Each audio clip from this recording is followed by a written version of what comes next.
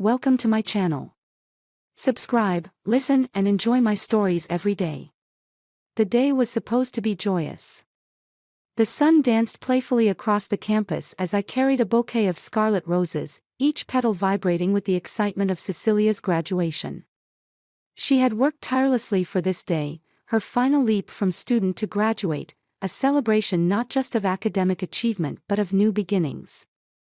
Or so I thought. As I approached the university hall, the echoes of laughter and cheers spilled out, weaving through the warm air.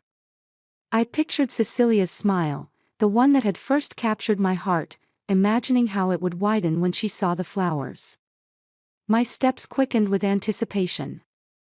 The hall was abuzz, a sea of caps and gowns mingling with proud families. I scanned the crowd for Cecilia, my heart a beacon for hers. That's when I noticed the door ajar to a smaller, private room off the main hall. The laughter there was different, intimate, unchecked. Curiosity tinged with an inexplicable dread nudged me towards it. Peering inside, the scene before me yanked the ground from under my feet. There was Cecilia, unmistakable, her laughter mingling with another's in a way that shredded my insides. They were not merely close, they were entwined, her bare skin a stark contrast against the dark fabric of the gym teacher's clothes strewn about. The flowers slipped from my grasp, thudding against the floor, a silent scream in the cacophony of my devastation. Cecilia's eyes met mine, wide with shock and something darker, irrevocable. The gym teacher, Mr. Daniels, a man I had nodded to in passing, scrambled awkwardly, a flush of guilt spreading over his less dressed figure. The room fell silent, the echoes of the celebration outside a cruel mockery of the tableau inside. Words failed me, my throat constricted around a primal roar of betrayal. Cecilia stammered, her voice a shattered whisper, It's not what it looks like, Alex. But it was exactly as it looked. The lies dissolved any remnants of the life we had built together. The trust, love, plans for the future, all were illusions, as fleeting as the petals now crushed underfoot. I left the room, the image seared into my memory, a vicious tattoo of betrayal. The rest of the day was a blur, my mind a cyclone of pain and fury. How many nights had she lied about studying late? How many times had I believed her tired smiles were just the result of long hours spent poring over textbooks? In the following days, I devised my plan. If Cecilia loved her new life more than our vows, then she could have it, all of it, stripped of everything we shared. I would ensure that the future she chose was as barren as the one she left me to. The divorce was swift, my actions calculated. I watched as her world crumbled, piece by piece, her academic accolades turning to ash when the university caught wind of her indiscretions. Her dreams, now as tattered as the roses I had brought that day, were a fitting tribute to the death of our love. As I signed the last document, the finality of never seeing Cecilia again settled in my chest, a cold, hard stone of freedom. The betrayal was hers, but the revenge, that was mine to savor. The intrigue of what lay ahead, a life rebuilt from the ruins of deception, beckoned with a wild, dark promise. And as for Cecilia, she became a ghost, a mere footnote in the chapter of my life that I closed forever that day. The days that followed were a grim parade of necessary evils. With the taste of betrayal still bitter on my tongue, I channeled my anguish into action. My heart, once a sanctuary of love for Cecilia, now a command center for retribution. Each step was calculated, every decision a cog in the cold machinery of revenge. I started with the finances. Our shared accounts were the first to be dissected. Under the sterile lights of my home office, I pored over every transaction, every withdrawal that Cecilia had made. My attorney sat across from me, his expression a mask of professional neutrality. Alex, if you're sure about this, I'll need your signature here, and here, he pointed to the stack of documents, his pen hovering over the decisive lines. I'm sure, my voice was steel, my pen firm in its resolve.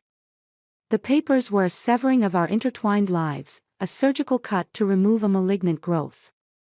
As the financial ties unraveled, I turned my focus to her professional life. A few calls, carefully placed to mutual acquaintances and a couple of influential faculty members, began the subtle undermining of her academic reputation. It wasn't lies I spread, but truths, conveniently packaged to highlight her moral failings. "How could she?" whispered one, the shock evident in her tone. "I always thought there was something off about her," another confided over the phone, his voice a mixture of disdain and pity. The rumors were like wildfire, consuming everything Cecilia had worked so hard to build. With each passing day, her world grew smaller, her options fewer. But the true masterpiece of my plan was the encounter I orchestrated at her favorite cafe, the place where we had celebrated her every academic success.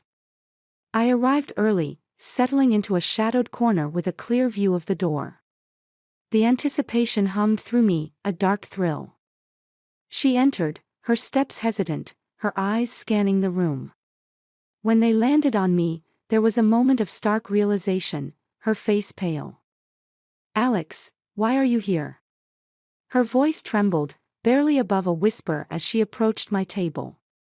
"To see you reap what you've sown," I replied coldly, my eyes never leaving hers. The confrontation was not about closure but confirmation, of her downfall, of my ascension from the ashes of our marriage. She flinched as if struck, the impact of my words more brutal than any physical blow. I didn't mean for any of this to happen," she stammered, her eyes glossy with unshed tears. "But it did happen, Cecilia. And now, you must live with the consequences," I stated, each word meticulously chosen, a verbal stiletto. As she stood there, a figure both familiar and alien, I felt the final threads of our connection sever. She was no longer the woman I had loved, but a lesson in treachery. "I hope one day you find it in yourself to forgive," she began, her voice breaking. "Forgiveness?" I cut her off, my laugh short and devoid of humor. "This isn't about forgiveness. It's about justice." With that, I left her standing there, a specter of her former self, surrounded by the ghosts of her choices. As I stepped out into the brisk air, the chapter of our shared life closed with a quiet, definitive snap. The intrigue of what lay ahead, a path lined with the stones of retribution, beckoned me forward. I was no longer a man scorned but a man remade, and the future held not the warmth of forgiveness but the cold comfort of revenge. The weeks that followed were draped in the somber colors of retribution, the landscape of my life reshaped by the cold determination to see justice served. Cecilia's world had contracted to a mere shadow of its former expanse, each day bringing new challenges, her fall from grace a spectacle I observed from the shadows. The university had become a battleground, the whispers of her indiscretion turning into open conversations of disdain and judgment. I frequented the campus under the guise of wrapping up our mutual affairs, but each visit was a calculated display of my untainted reputation versus her tarnished one. On one such visit, I crossed paths with Dean Harrow, a man whose respect I had maintained despite the scandal. "Alex, a moment of your time, please," he called out, his voice echoing slightly in the marble hallway. I turned, fixing a neutral expression on my face. "Dean Harrow, how can I assist?" "It's about Cecilia," he began, his tone uneasy. "The faculty is concerned. The students, too. It's becoming a distraction." "I understand. It's unfortunate that personal failings bleed into professional environments," I replied, the words measured, each one a nail in the coffin of Cecilia's academic career. "Yes, well, I wanted to hear your thoughts on possible resolutions," he said, his gaze searching mine for hints of the pain I had buried beneath layers of stoic resolve. "The best resolution might be a clean break, for everyone involved," I suggested, the implication clear. Cecilia's continued presence at the university was untenable. Dean Harrow nodded, the decision seeming to weigh heavily on him. "I was afraid you'd say that. I'll take it under advisement." "Thank you, Alex." As he walked away, a part of me recoiled at the ease with which I had influenced her fate. Yet, this recoil was quickly smothered by the cold fire of vengeance. Later that week, I engineered my next move, a chance encounter at a local professional networking event. I knew Cecilia would be there, clinging to the remnants of her professional dignity. The event was buzzing with the hum of conversations as I entered, my eyes immediately locating her across the room. I made my way over, ensuring our meeting appeared coincidental. "Cecilia," I greeted, my voice neutral as she turned, a flicker of apprehension crossing her features. "Alex, I didn't expect to see you here," she said, her voice a mix of surprise and wariness. "Nor I you, but here we are," I replied. Networking is essential, after all, even more so for those of us rebuilding from scratch. Her eyes darted away, the barb hitting its mark. "I'm trying to move on, Alex. I am trying to make things right." "Moving on is a privilege, not a right," I said sharply, the crowd around us oblivious to the undercurrents of our exchange. "You made your choices, Cecilia. Now, you live with them. I know I hurt you, and I am sorry." "Truly," she insisted, her eyes meeting mine, searching for a sign of the softness she once knew. "Sorry doesn't rebuild shattered lives, Cecilia. Nor does it restore lost honor," I countered, my tone final, dismissing her attempts at reconciliation. As I left her there, surrounded by the buzz of the event yet utterly isolated, I felt the final piece of my plan fall into place. The echoes of our conversation would resonate, further solidifying her pariah status.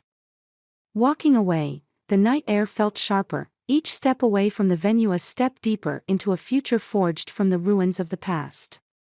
My vengeance was nearly complete, the echoes of its reach long and deep. But as the city lights blurred into the distance, a hollow victory was all that remained, the sweet taste of revenge tinged with the bitter aftertaste of loss. The final act of my orchestrated revenge unfolded under a leaden sky, the heavy clouds mirroring the turmoil within me. Months of meticulous planning had led to this day, a crescendo in the symphony of retribution that I had composed for Cecilia. Yet, as the moment of ultimate revelation approached, a shadow of doubt crept in, an uninvited guest at the feast of vengeance. I had chosen the venue deliberately, the annual gala hosted by the university, a gathering of the city's elite, where Cecilia's disgrace would be displayed on the grandest stage. The room buzzed with the chatter of academia and industry mingling, the air thick with anticipation and the clink of fine china. As I entered the room, a hush fell subtly over the nearest groups, the ripples of my presence altering the evening's carefree tenor. Dressed sharply, my demeanor was an armor of calm, but beneath it, the fires of retribution burned bright. Cecilia was there, as expected, clinging to the fringes of conversations, her presence a ghost of her former vibrance.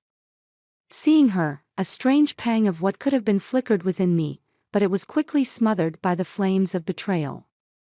"Good evening, Cecilia," I greeted, my voice cool as I approached her, the room's eyes stealthily watching the unfolding drama. "Alex," she replied, her voice barely a whisper, her eyes wary of the storm they saw brewing in mine. "Why are you here?" "To finally clear the air," I said, my words carrying a weight that drew an audience. I paused, ensuring our conversation commanded the room's attention. "To reveal the truth of your deception." Her face paled, the grip on her clutch tightening. "What are you talking about, Alex?" I turned to the gathered crowd, my voice amplifying. "Ladies and gentlemen, thank you for your attention. I stand before you not just as a betrayed husband but as a man who seeks to restore his honor." Murmurs filled the room, the audience now captive to the unfolding drama.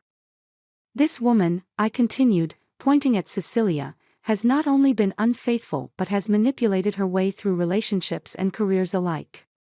Tonight, that ends." From my pocket, I produced emails and messages, fabrications mingled with truths, tailored to paint Cecilia as not just unfaithful but as a schemer who used her relationships as stepping stones.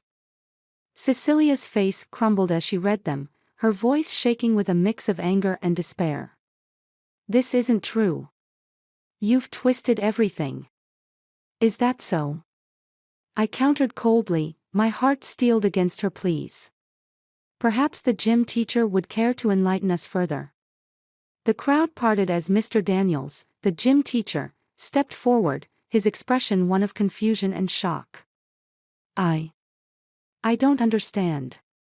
Cecilia and I were never more than colleagues. Confusion spread across the room, the pieces of my narrative clashing with reality. Cecilia, tell them. I demanded, my voice a roar among the whispers.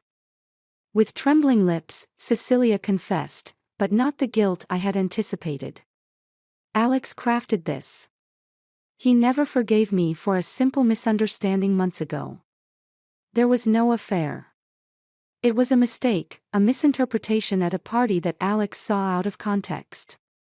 Silence ensued, the truth a sharp knife slicing through the fabric of my constructed lies. The room stared, the judgment now turned towards me. The realization of my actions, the deceit not in her actions but in my response, settled like ash. Betrayal, it seemed, wore many faces. As the gala ended, the crowd dispersed, their whispers a chorus of disdain not for Cecilia, but for me. I had become the architect of my own disgrace, a man consumed by revenge to the point of creating falsehoods to destroy the innocent. Cecilia, her dignity intact despite the night's accusations, walked away, her steps resolute. As she disappeared into the crowd, the finality of our parting struck me, a tragic ending penned by my own hand. The night sky opened up as I exited the gala, the rain washing over the city, but it could not cleanse the stain of my actions. In my quest for vengeance, I had become the very thing I despised, a traitor to truth and love. Alone, I faced the stark reality that in trying to break Cecilia, I had irrevocably broken myself.